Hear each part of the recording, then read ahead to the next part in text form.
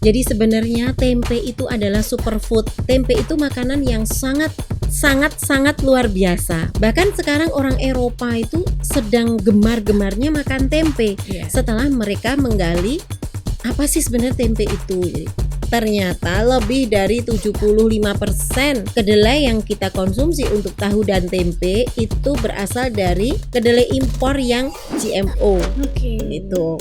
Saya baru ngerti juga kalau ternyata kedelai lokal itu sebenarnya sangat luar biasa dan ada. Kita gali kenapa kedelai lokal bisa menghilang di pasaran. Kenapa petani enggan menanam kedelai? Kita analisa itu, ternyata jawabannya adalah nilai ekonomis. Nilai ekonomis nggak ada karena serbuan kedelai impor yang harganya sangat murah. Impor GMO ya, impor GMO yang harganya sangat murah sehingga kalau orang Jawa bilang mateni pasaran. Pangan bukan hanya sebuah kebutuhan pokok, pangan sudah menjadi sebuah industri yang sangat kaya, yang sangat kompleks, yang sangat bervariasi.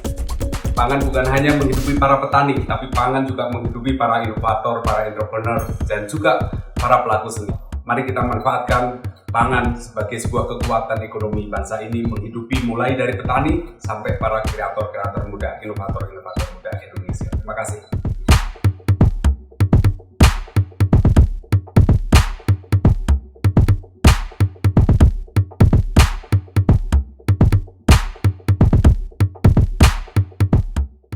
Halo teman-teman, selamat datang di Foodcast, For Build Food Podcast, Building for the Future Now.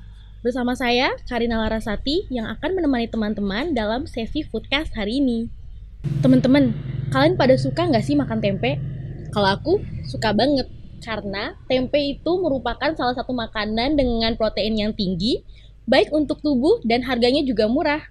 Apalagi tempe itu merupakan salah satu makanan khas Indonesia yang juga digemari di kancah internasional.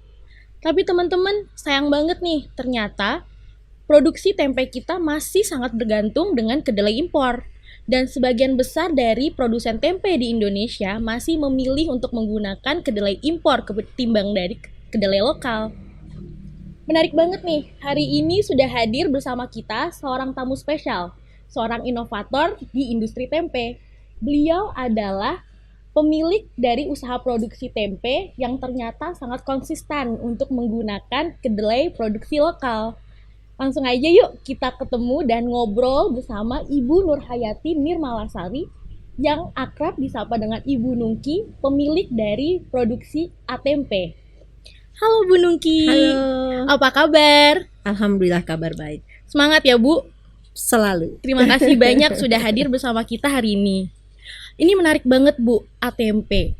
Bisa diceritain gak sih Bu, Atempe itu apa dan apa inovasi yang menjadi keunggulan dari Atempe?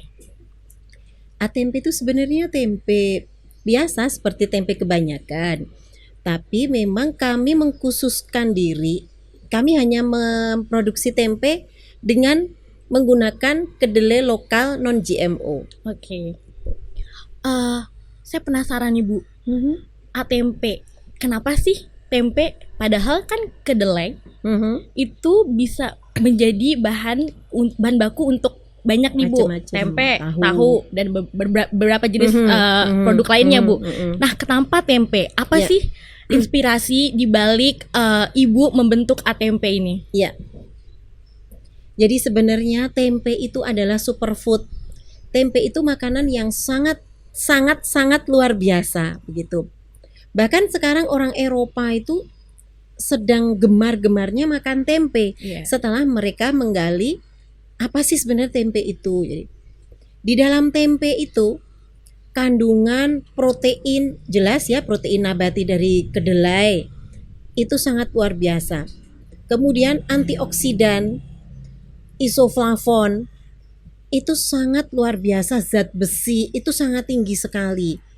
Jadi kenapa saya tidak memilih tahu tapi tempe? Jadi tempe itu kan fermentasi soybean menggunakan kapang Rhizobus oligosporus, begitu ya. Jadi saat fermentasi senyawa-senyawa kompleks yang ada di dalam tempe diubah menjadi senyawa sederhana yang mudah dicerna oleh tubuh. Dan bahkan isoflavon, zat besi, antioksidan itu meningkat dengan signifikan. Selama 2 hari fermentasi itu meningkat sangat signifikan. Oke. Nah, Ibu, di balik pembentukan ATMP ini, alasannya selain dari tadi tempe itu mempunyai banyak kandungan yang bermanfaat dan juga sudah mulai digemari di kancah internasional, kemudian apakah keinginan membentuk ATMP ini juga berlatar belakang dari Ibu ingin menggunakan atau memberdayakan kedelai lokal ketimbang dari kedelai impor? Ya. Yang melatar belakangi kita membuat ATMP begitu, awalnya dari kedelai. Dari kita melihat ada kedelai. Kebetulan suami saya seorang peneliti kedelai. Oke. Iya, jadi karena saya sering ikut diskusi dengan suami begitu. Dari situ di tahun 2015 itu Mbak ya. 2015 saya pribadi baru tahu kalau ternyata lebih dari 75% kedelai yang kita konsumsi untuk tahu dan tempe itu berasal dari kedelai impor yang GMO. Gitu. Saya baru ngerti juga kalau ternyata kedelai lokal itu sebenarnya sangat luar biasa dan ada. Ya, ada gitu. Kita gali kenapa kedelai lokal bisa menghilang di pasaran. Kenapa petani enggan menanam kedelai? Kita analisa itu, ternyata jawabannya adalah karena nilai ekonomis. Nilai ekonomis nggak ada, begitu. Nilai ekonomis nggak ada. Kenapa jadi nilai ekonomis tidak ada? Karena serbuan kedelai impor yang harganya sangat murah. Impor GMO ya. Impor GMO yang harganya sangat murah, sehingga kalau orang Jawa bilang mateni pasaran. Nah, mateni pasaran kedelai kita. Zaman dulu waktu saya kecil, petani itu menanam kedelai, menjual kedelai, 1 kilo kedelai dibawa ke pasar, pulang bisa membawa 2 kilo beras. Sekarang kebalikannya. 1 kilo kedelai dibawa ke pasar hanya dapat 0,5 kilo beras. Bayangkan. Ya, ironis sekali kan? Ironis sekali seperti itu, padahal kedelai itu jujur kita harus mau mengakui itu adalah produk strategis. Karena semua orang Indonesia makan tempe tahu. Nah, konsumsi kita itu 2,7 juta ton per tahun. Untuk tempe itu ya Bu ya? Untuk kedelai. Untuk kedelai, ya. Oh iya Bu, ini aku juga penasaran. Jadi kan tadi selain Ibu bilang kalau misalnya ada faktor ekonomis mengapa kemudian kedelai lokal kurang populer dibandingkan dengan kedelai impor. Nah, kalau dari segi kualitas dan mungkin nutrisi Bu, menurut Ibu mana sih sebenarnya yang lebih baik nih, lokal atau impor? Kalau dari kami mengujikan ke lab, bagus lokal. Dan secara fisik juga bagus lokal. Oh ya? Tapi nggak tahu kenapa image-nya di masyarakat itu kebalik. Image-nya di masyarakat tuh kedelai lokal itu kecil-kecil, jelek. Itu salah. Karena kedelai lokal ada yang kecil, tapi banyak juga yang berbiji besar. Jadi keragaman varietas kedelai di Indonesia itu bermacam-macam. Ada puluhan. Saya sendiri nggak hafal ya, puluhan. Jadi peruntukannya tuh berbeda-beda. Ada yang cocok untuk kedelai, ada yang patinya banyak, ini cocok untuk tahu. Ada yang butiran kecil-kecil, cocok untuk kecambah. Nah, ada yang minyaknya berminyak gitu, kandungan lemak, kandungan minyaknya banyak, biasanya untuk minyak kedelai semacam itu. Peruntukannya berbeda-beda dan jenisnya bermacam-macam. Beda dengan kedelai impor. Kedelai impor jenisnya sama, bentuknya sama, dan kita akui ya kalau yang dari sana itu memang lebih standar, misalnya kadar air semacam itu lebih standar dia. Kalau kita itu karena petani kita itu petani tradisional, jadi kadang itu post harvestnya yang perlu kita dampingi itu post harvest. Berarti ini sebenarnya kedelai impor lebih besar, lebih terlihat berkualitas ini sebenarnya karena apa Bu? Salah. Itu Salah ya? iya, itu salah. Ya, saya sayang sekali saya nggak membawa contoh kedelai ya. Eh, Kedelai lokal yang kami pergunakan bijinya jauh lebih besar, Oke. warnanya lebih cerah. Tapi ini juga mungkin mengapa kedelai impor terlihat lebih besar juga saya mendengarkan ada rekayasa genetika ya Bu ya, Yes, yang ternyata itu tidak baik nggak sih sebenarnya Bu untuk kesehatan? itu lebih ke produktivitas ya, Oke. lebih ke produktivitas. Jadi kalau di sini petani itu memang produktivitasnya masih rendah, kadang masih di bawah 2 ton per hektar gitu. Kalau di daerah subtropis di apa namanya benih yang dengan rekayasa genetika bisa jadi dia di atas 3 ton gitu. Oke, berarti sebenarnya kalau misalnya kita gali-gali lagi, kita lihat dengan keragaman yang ada di Indonesia, sebenarnya tuh kualitasnya bagus dan bisa bersaing dengan kedelai impor ya Bu ya? Sangat bisa. Oke Ibu, ini saya mau nanya, kalau misalnya di Atempe tadi kan menggunakan kedelai lokal, boleh cerita nggak Bu, ini kedelai lokal ini diperoleh dari mana saja? Oh iya. Ya kebetulan kita ada kemitraan dengan para petani gitu ya. Di awal-awal tahun 2015 itu karena kita belum banyak ini ya, belum banyak mitra ya. Kita hampir semuanya mengambil dari Grobogan. Grobogan itu sentra kedelai Indonesia. Oke. Grobogan, Pati, sekitar situ. Kalau alhamdulillah sekarang sejalan dengan waktu kita itu apa namanya sudah mendapat mitra petani yang dekat-dekat Oke. di Klaten, Kulon Progo itu di situ aja kita sudah Bantul. Sekarang Bantul baru mulai. Ada Sleman sedikit gitu di sekitar daerah Prambanan. Kita sudah mulai mengekspor petani yang dekat-dekat kita. Oh, saya jadi lupa nanya nih Bu. Berarti ini Atempe ini lokasinya di mana aja sih Bu? Atempe kalau Atempe Factory itu ada di Prambanan. Di Prambanan. Jadi perbatasan antara Jawa Tengah dan Oke. DIY. Berarti tadi petani lokal yang ada di sekitar factory ya Bu berarti? Ya sekitar. Gitu. Apakah ada rencana Bu kira-kira memperluas ekspansi supply dari kedelai ini? Apakah nanti mau bekerja sama dengan petani kedelai mungkin di luar Jawa mungkin? Apakah ada rencana seperti itu Bu? Ada. Jadi kebetulan selain Atempe ini kita juga menyiapkan sebuah trading ya. Iya. Trading tujuan kita adalah untuk mengembalikan kejayaan kedelai lokal begitu. Kita menghubungkan dengan perusahaan multinasional semacam itu. Jadi kita nanti membuat MOU dengan perusahaan untuk kita menyediakan kedelai dan itu kemitraan bisa meluas. Bisa meluas. Oh iya Bu, di Atempe sendiri untuk olahan kedelainya itu dan olahan tempe tentu saja itu berupa tempe batangan apa ada olahan-olahan bentuk olahan lainnya?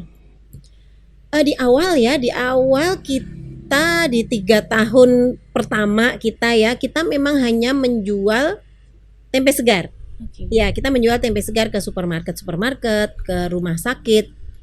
Tapi kan tempe itu umurnya hanya 2 hari. Gitu, umurnya hanya 2 hari. Kita nggak bisa berkembang. Di Jogja yang konsen dengan kesehatan, pasar kita orang yang masih konsen dengan kesehatan tentu saja orang yang menengah ke atas. Ya, orang yang menengah ke atas, di rumah sakit semacam itu. Itu pun catering besar alhamdulillah sudah beberapa jadi konsumen tetap kami ya. Tapi tetap kita nggak bisa berkembang. Akhirnya kita membuat inovasi. Jadi kita membuat inovasi olahan dari tempe. Mulai kita membuat frozen food tempe, kita membuat brownies tempe, cookies tempe, kemudian tempe chip, tempe instan, tempe kaleng, dan terakhir kita frozen tempe. Nah, dari semua itu kita mencoba jatuh bangun. Alhamdulillah yang bertahan itu tempe chip. Tempe chip. Tempe chip bertahan, dan sekarang yang sebagai primadona kami adalah tempe instan. Tempe instan. Ya, tempe Bisa instan. diceritakan Bu, tempe Mhm. instan itu seperti apa? Tempe instan itu adalah kit tempe. Jadi kit tempe gitu ya sebenarnya ya. Cuman kita membranding dengan nama dagang tempe instan. instan. Sebenarnya isinya itu kit tempe, berisi dalam satu kotak, isinya itu kedelai yang sudah kita olah, sudah kita beri perlakuan, sudah kita proses gitu, sudah kita proses sehingga kedelai itu siap untuk ditumbuhin kapang, jamur. Gitu. Itu dalam kondisi kering, kita vakum, di dalamnya itu sudah ada ragi ya seperti mie instan ya. Seperti mie instan itu sudah kering, ada bumbunya semacam itu. Ada ragi, kemudian ada kemasannya. Jadi nanti konsumen itu hanya merebus, kemudian membumbuin dengan ragi, mengemas dan mendiamkan di meja dapur, apa di rak, apa di mana, seperti itu, di rumah, yang jelas di dalam rumah. Itu nanti dia akan jadi tempe dalam dua malam. Menarik gitu. banget ya Bu. Jadi ini berarti sekaligus kayak memperkenalkan dan mengajarkan pada konsumen bagaimana membuat tempe tadi. Iya, jadi konsumen terutama untuk anak-anak itu mereka tahu proses. Oh, setelah berapa jam tumbuh miselia putih-putih lembut gitu. Kemudian ditusuk-tusuk lagi gitu. Terus besoknya jadi putih. Ditunggu berapa jam tambah tebel raginya begitu. Dan itu produk andalan kami untuk kita ekspor nantinya. Wow, berarti sudah ada rencana ekspor ya untuk produk ATMP ini ya Bu? Alhamdulillah kita sudah mengirim beberapa, kita ada bayar tapi masih bayar kecil-kecilan begitu, bayar kecil-kecilan dari Turki sudah ada. Kemudian kita sudah mengirim sampel ke Taiwan. Bahkan kalau ini karena ini memang kita persiapkan untuk komoditi ekspor ya, produk ekspor kami uji coba kami memang hampir semua uji coba kalau di dalam negeri pasti jadilah dengan iklim Indonesia dari Sabang sampai Merauke hampir sama lah ya. Jadi kita tuh uji coba pertama di London, kemudian di Dubai, Abu Dhabi, kemudian di Taiwan. Berarti sudah cukup luas juga ya jangkauan konsumen dari ATMP ini. Ya, alhamdulillah. Nah, Bu, ini untuk strategi pemasarannya bisa sampai ke luar negeri. Ini gimana Bu? Melalui apa nih? Kalau itu kita itu sebenarnya hanya kita menggunakan medsos kita ya. Kalau ke luar negeri memang karena kita itu bermitra dengan Kementan juga begitu, kita bermitra dengan Kementan, kadang kita juga diajak untuk pameran, dikenalkan, terus sekarang ini baru kita sih belum mendapat buyer yang besar, memang belum dapat, tapi kita menuju proses seperti di situ kita berhubungan dengan para diaspora dan di ITPC ya. Berarti ini memang target pasar dari ATMP ini sendiri memang ini ya Bu ya, pasar-pasar yang lebih tinggi. Nah, saya mau nanya nih Bu, kenapa sih target pasarannya menargetkan yang lebih tinggi? Kalau di pasar-pasar normal, pasar apa tradisional nih? Ya, maksudnya. pasar tradisional, betul. Itu apa sih yang menyebabkan produk ATMP mungkin tidak sepopuler tadi di tingkat-tingkat pasaran yang lebih tinggi ya Bu ya? Kalau misalnya mungkin dari segi harga, apakah ada perbedaan yang signifikan dengan tempe-tempe yang biasanya? Ya, sebenarnya sejak di awal kami memproduksi tempe, cita-cita saya itu ATMP itu ada di pasar dan ATMP itu dikenal banyak masyarakat gitu. Tapi ternyata itu ya memang keinginan kita itu tidak selalu bisa tercapai ya. Di awal tahun 2015 itu yang kami tuju pertama adalah pasar tradisional. Nah, karena kedelai kami itu lebih mahal, ya tentu saja harga kami itu sedikit lebih mahal. Oke. Sedikit lebih mahal. Waktu itu kami beri lebih gitu, sekitar 500 perak. Ternyata nggak laku tempe saya. Oke. Iya, ternyata memang kita harus menjual tempe yang berbeda gitu. Harus dengan edukasi. Oke. Ya, dengan harus edukasi. Misalnya ada pedagang ya, ini tempe A, B, C gitu. Tempe saya tempe C. Ini mereka melihat karena kan dari segi kenampakan kan sama saja Iya. gitu. Orang loh, ini kok 5.000 sekian, ini 3.500, ini 4.000. Pasti mereka memilih yang lebih murah. Yang lebih Kalau di murah, pasar betul. tradisional seperti itu.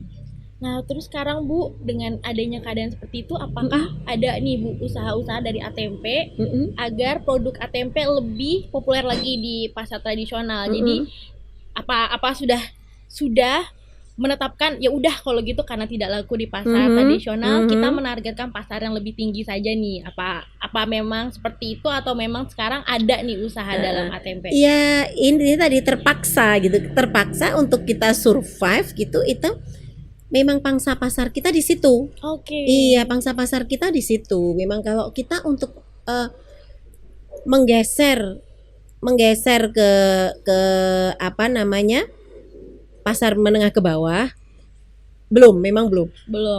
Memang Oke. belum. Memang kita mempunyai segmen pasar tersendiri. Oke. Tapi memang sejak awal kami usaha itu memang tidak semata-mata ini menjadi besar, menjadi ini. Kami lebih ke ini loh, sebuah menjadi pilot project begitu ya. Ada segi bisnis pasti ya. Kalau nggak ada segi bisnis pasti tidak seksi dan tidak menarik gitu kan. Betul. Tapi kita itu lebih ke ayolah para perajin itu beralih ke kedelai Kedelai lokal. lokal. Kita banyak sekali mengajak seperti itu. Kita pergi kemana-mana ke kelompok-kelompok usaha gitu, mengajak mereka, ayo ke kedelai lokal. Selisihnya mungkin nggak banyak gitu, tapi kalau kita bareng-bareng gitu, kita dari sedikit-sedikit itu lama-lama banyak kan. Kalau kedelai itu permintaannya banyak, pasti petani itu juga bergairah lagi untuk Betul menanam. sekali. Bukan seringkali juga kenapa kurangnya kuantitas kedelai kan karena tidak adanya permintaan. Iya. Ada kedelai impor, produsennya juga lebih cenderung ke kedelai impor, jadi tidak ada nih semangat untuk meningkatkan produksi dalam negeri. Benar dan Oke. dan kalau kita melihat tata niaga perkedelaian ya, Iya. niaga perkedelaian apalagi di kalangan elit semacam itu, kedelai itu kan sudah menjadi produk komoditi politis. Iya. Semacam itu. Kalau kita mau merubah, kita menjadi swasembada kedelai, stop impor, itu kayaknya pepesan kosong gitu. Kita tahu diri untuk Iya. kita mau menembus ke situ itu seperti menembus hutan belantara seperti macam itu. Jadi kita berbuat aja yang kecil, Oke. tapi ada berkelanjutan dan tidak gampang bosen gitu. Lama-lama ya kayak perang gerilya lah. Nah, nih Bu Nungki, tadi kan Ibu menekankan bahwa butuh edukasi mengenai pentingnya dan unggulnya kualitas kedelai lokal kita. Nah nih Bu, terhadap sesama produsen tempe, apakah sudah ada nih aktivitas atau program-program yang dilakukan oleh Atempe yang membantu untuk mendiseminasikan informasi mengenai kualitas kedelai lokal dan juga membantu edukasi ini Bu? Sering Mbak, jadi sering, kebetulan kita itu tempat kita itu sering menjadi jujukan gitu ya, jujukan tamu dari kota Jogja, DIY maupun dari luar DIY. Itu sering banget ada tamu kelompok pengrajin tahu tempe. Biasanya itu sering sekali saya diundang ke sana ke sini untuk memberi motivasi ke para perajin. Ayolah, di mana-mana saya ngomong ayolah kita beralih ke kedelai lokal. Mungkin nggak harus semua dulu, jadi nggak harus langsung. Kalau seperti kami, memang kami dari awal sudah berkomitmen untuk menggunakan kedelai lokal begitu. Kalau teman-teman mungkin saat panen gitu, saat panen raya, ayolah dibeli itu produk petani. Oke. Produk petani ada. Jadi kenapa petani itu enggan menanam lagi? Karena saat panen pasti harganya anjlok Oke. gitu, Ya. malah nggak laku. Oke, berarti ini mulai dengan memberikan nih motivasi ke sesama produsen tempe, Perajin tempe, pengrajin ya. tempe untuk Mm-mm. lebih menggunakan kedelai lokal. Mm-mm. Oke, baik sekali. Ibu, nih saya mau nanya sedikit mengenai produksi di dalam atempe. Mhm. Kalau misalnya dalam atempe ini, apakah ada proses produksi yang berbeda dengan produksi tempe-tempe menggunakan kedelai impor yang seperti dijual oleh produsen tempe lainnya? Sama, Sama. sama, cuman kita menjaga produksi kita itu bersih, higienis. Ya tujuannya untuk memberi contoh tadi ke teman-teman yang pada berkunjung ke atempe. Kalau untuk dari segi pengemasannya sendiri juga sama atau mungkin ada kemasan khusus nih, Bu, yang Sama membuat saja. lebih menarik? Sama saja aja, hanya kita kan karena kita membranding ya, kita membranding produk kita, kemasan kita memang berbeda, lebih menarik, berwarna gitu. Biasanya kalau tempe di sablon biru, di sablon merah, hijau seperti Iya. itu ya. Kita ada kemasannya berwarna-warni gitu. Jadi yang ini ya membedakan produk atempe dengan produk tempe lainnya. Jadi biar Ya. lebih kelihatan ini nih produk atempe menggunakan kedelai lokal. Lokal. Oke. Nah nih Bu, tadi saya sempat kelupaan nih ketika kita membicarakan kedelai lokal dan kedelai impor. Mhm.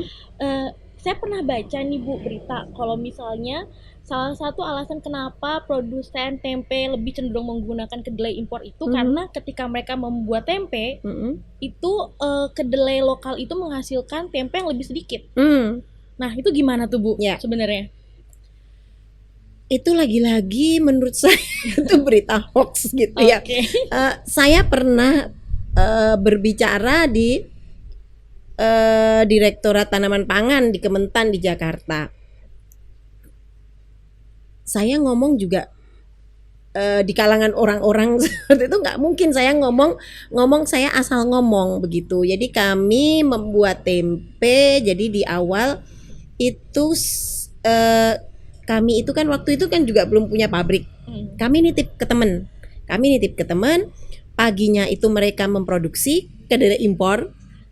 Siangnya memproduksi tempe kami, kedelai lokal. Nah, dari situ kita ukur, benar-benar kita ukur, ternyata rendemennya kedelai impor dan kedelai lokal sebenarnya lebih tinggi kedelai lokal. Oh ya. Ya. Oke. Jadi dari 1 kilo kedelai itu bisa menjadi kalau kedelai lokal 1,6 sampai 1,7.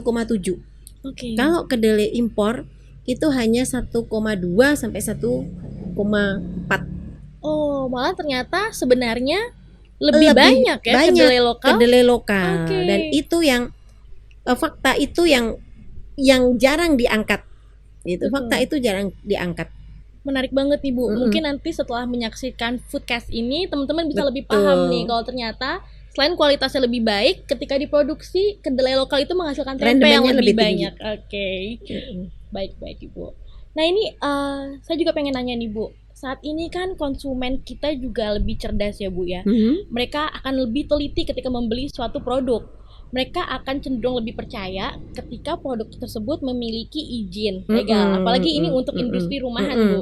Nah saya mau nanya nih Bu, di atempe apakah sudah memiliki sertifikat khusus? Jadi kalau kita seperti produk-produk UKM yang lain, kita saat ini memang baru PIRT dan halal.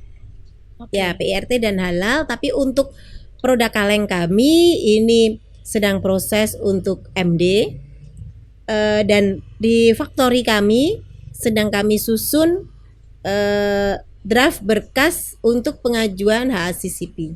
Oke. Kalau menurut Ibu sendiri, ada dan tidaknya sertifikat ini akan menambah nilai jual nggak Bu?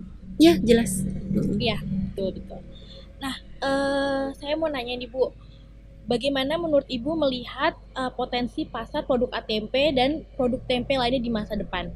Dengan segala faktor-faktor tadi nih Bu, kualitas, sertifikasi, dan juga fakta-fakta yang ada. pasar tempe ke depan itu luar biasa. Jadi sekarang ini orang-orang, apalagi di saat pandemi seperti ini ya, orang-orang berubah, pola makan orang-orang itu berubah.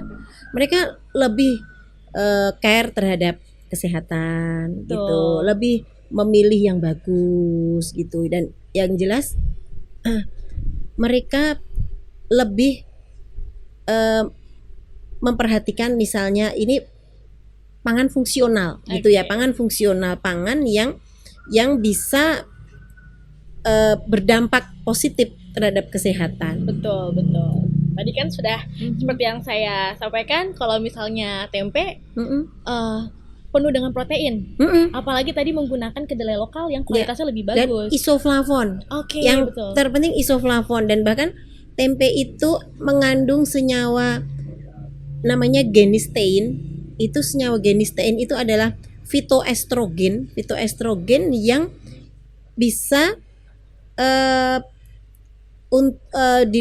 digunakan untuk terapi kanker payudara. Oh, wow. Bener. Menarik ya, Bu ya. Oke. Ya, banyak sekali penelitian di kami, kebetulan dari FTP, dari FKU Gizi Oke. gitu, farmasi, itu banyak sekali yang hampir setiap bulan tuh pasti ada mahasiswa magang, mahasiswa penelitian di tempat kami. Oke, berarti ini ya Bu ya, banyak sekali manfaatnya. Mm-mm. Nih Bu, saya juga mau bertanya. Tadi kan Ibu menyampaikan kalau misalnya di Atempe ini tadi menggunakan produk kedelai lokal dari mitra. Berarti ini Ibu sudah membantu untuk memberdayakan petani kedelai, Ya. dan juga untuk mendorong produksi kedelai di Indonesia. Nah, selain dari kegiatan ini, apakah ada bentuk kegiatan pemberdayaan lain nih Bu untuk petani-petani kedelai kita? Kalau petani-petani hanya seperti itu ya Mbak ya, hanya kita itu mengajak para petani untuk menanam kedelai, membina mereka untuk penanganan pasca panennya lebih bagus seperti itu.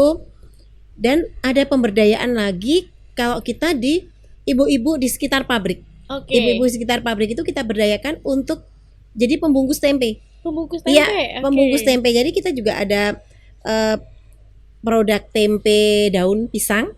Oh ya. Nah, produk daun pisang, mendoan, ada yang berbentuk segitiga, itu kita memberdayakan ibu-ibu di sekitar pabrik. Oke, berarti tadi selain membantu petani-petani kedelai, juga memberdayakan masyarakat sekitar untuk berkontribusi ya Bu ya dalam produk Atempe. Oke, Ibu, ini kan tentu saja setelah menonton Foodcast ini banyak yang akan tertarik nih Bu untuk melakukan bisnis yang sama untuk membangun mendukung ketahanan pangan Indonesia ya Bu ya. Ini bisa diceritain nggak sih Bu, pada saat membangun Atempe ini bagaimana sih pengalamannya, awalnya modalnya dari mana? Terus kan tadi Ibu bilang jatuh bangunnya tentu saja ada. Nah, ini mungkin teman-teman juga tertarik untuk mendengarkan langsung dari Ibu gimana nih pengalamannya. Terus terang ya, jujur ini ya. Kami memulai usaha dari 0 rupiah. Kami tidak punya pabrik. Kami belum tahu bagaimana cara membuat tempe. Tapi kami mempunyai beberapa mitra petani. Oke. Ya, kami hanya mempunyai beberapa mitra petani binaan suami begitu ya. Yang jumlahnya juga nggak banyak. Jadi kami ada kedelai begitu ya, ada sumber kedelai gitu. Awalnya kami itu menitipkan produksi di teman. Jadi kebetulan ada teman saya yang tempatnya di Bantul, mempunyai tempe kecil juga, produksinya nggak banyak juga, hanya sekitar 200-an kilo begitu, tapi tempatnya bersih nggak bau gitu. Akhirnya Pak, saya boleh nggak nitip gitu, saya boleh nggak nitip 5 kilo dulu deh, 10 kilo dulu. Oh iya Bu, mereka welcome. Kemudian kita hanya membayar per kilo, berapa per kilo saya maklonkan begitu. Dan itu berjalan 2 tahun. 2 tahun. Berjalan 2 tahun. Sampai akhirnya kita itu mencicil alat sendiri, bikin bejana, bikin pengupas, mesin pengupas, terus yang paling besar ini memang membuat ketel uap. Jadi kita membuat di tempat teman kami itu sistemnya bukan pengapian langsung gitu. Jadi ketel diberi api langsung tidak, tapi menggunakan uap. Uap. Ya, menggunakan ketel uap gitu, boiler gitu, menggunakan boiler yang di uapnya nanti dengan pipa-pipa itu digunakan untuk merebus, dan itu kan lebih hemat energi, lebih efektif, lebih merata, nggak mungkin ada gosong, sangit dan sebagainya seperti itu. Jadi awal kita ada uang, kita sisihkan, jadi uang dari ATMP itu kita sisihkan untuk membeli ini, nyicil sedikit-sedikit. Akhirnya di pertengahan 2017 kita baru buka sendiri di Prambanan. Berarti factory-nya baru buka 2017. Nah, Bu, ini kemudian untuk scale up usahanya, biar teman-teman juga tahu gimana nih Bu kemudian mendapatkan pendanaan yang lebih besar. Tadi kan 2 tahun menunggu kemudian punya factory sendiri. Nah, setelah itu mungkin bisa di-share nih Bu, gimana nih mendapatkan pendanaan yang lebih besar? Kalau pendanaan kita ya terus terang kita dari KUR ya. Ya, kita mempergunakan fasilitas pemerintah KUR, pasti kita pergunakan itu. Sejauh ini baru itu sih. Baru itu sih. Selanjutnya memang kita itu sedikit-sedikit ya. Kalau misalnya sekarang kita punya tempe dalam kaleng, kita juga bermitra gitu. Saya juga tidak membuat satu unit industri pengalengan sendiri, tidak. Kita juga bermitra dengan industri pengalengan yang sudah ada di Jogja. Ini berarti menarik teman-teman sekalian, buat teman-teman Foodcast yang tertarik untuk berbisnis seperti Ibu Nungki dan ATMP, ternyata nggak muluk-muluk banget ya Bu. Nggak muluk-muluk banget. Jadi kalau ada orang yang mau memulai usaha terus alasannya nggak ada modal, itu alasan. Itu hanya alasan. Itu dia karena bisa dimulai ya bisa Bu, dimulai. Benar-benar saya modal 0 rupiah. Modal 0 rupiah, kemudian memanfaatkan petani mitra. Bisa nih Bu akhirnya membangun sebuah perusahaan ATMP yang besar. Kemudian pasarnya bisa sampai luar negeri. Menarik nih teman-teman, bisa langsung belajar. Nah nih Bu, terakhir saya pengen nanya nih Bu, apa ada saran-saran lagi nih Bu buat teman-teman yang ingin melakukan bisnis yang sama dengan ATMP, kira-kira apa nih Bu, lingkungan bisnis seperti apa, dan kira-kira apa yang harus dipersiapkan oleh teman-teman muda yang ingin juga melakukan bisnis seperti ATMP? Seperti ATMP, bukan berarti bisnis tempe kan? Produk olahan tempe dong, seperti ATMP. Iya. Sekarang kan yang dibutuhkan itu kreativitas gitu. Betul. Kalau kita nggak ada kreativitas, kita akan ketinggalan dengan zaman gitu, ketinggalan sekali. Dengan apalagi, tapi kalau saya percaya kalau kaum milenial sekarang itu mereka tuh sangat kreatif, bahkan kita itu mengikuti pun saya keteteran gitu. Memang harus kreativitas dan membuat inovasi-inovasi yang baru, selalu harus ada hal-hal yang baru gitu. Kalau hal lama dipertahankan, kalau saya jualan tempe segar pasti akan kita jual terus. Tapi kalau kita hanya jualan tempe segar, ya kan seperti itu, nanti nggak akan ada perkembangan. Jadi kita harus mencari pasar yang lebih jauh gitu, yang lebih luas, lebih jauh, dan segmennya mungkin kita nanti ke anak-anak muda. Betul. Gitu.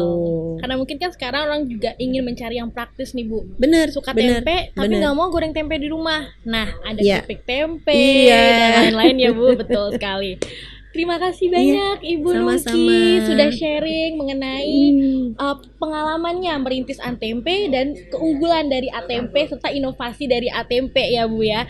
Ini menarik banget teman-teman, karena ternyata sebenarnya produksi tempe menggunakan kedelai lokal itu ternyata kualitasnya selain lebih bagus, lebih sehat karena tidak ada rekayasa genetika juga, dan ternyata dalam jumlahnya juga sebenarnya lebih banyak ya Bu dari kedelai impor. Bukan lebih banyak, ada. Oke, ada. Dan potensi untuk banyak besar. Oke, dan ternyata jika teman-teman ingin mengembangkan kedelai lokal ini, potensinya besar banget di pasaran. Karena sekarang juga pasar juga sudah smart ya Bu ya. Mereka Betul. melihat apa produksi lokal, cintailah produk dalam negeri, jangan lupa. Karena kualitas kedelai kita juga kuat dan nggak kalah sama yang impor. Betul. Nah teman-teman sekalian, terima kasih banget udah menyaksikan Foodcast hari ini. Buat yang masih pengen tahu mengenai ATMP, bisa langsung cek di websitenya. Siap. Atau mungkin nanti ada yang tertarik untuk langsung mengunjungi factory-nya di Prambanan Di ya Bu ya. Prambanan. Oke, terima kasih teman-teman sudah menyaksikan Foodcast hari ini. Bersama saya Karin Alasati. Jangan lupa untuk saksikan edisi Foodcast lainnya melalui channel YouTube For Bill Institute. Selamat pagi.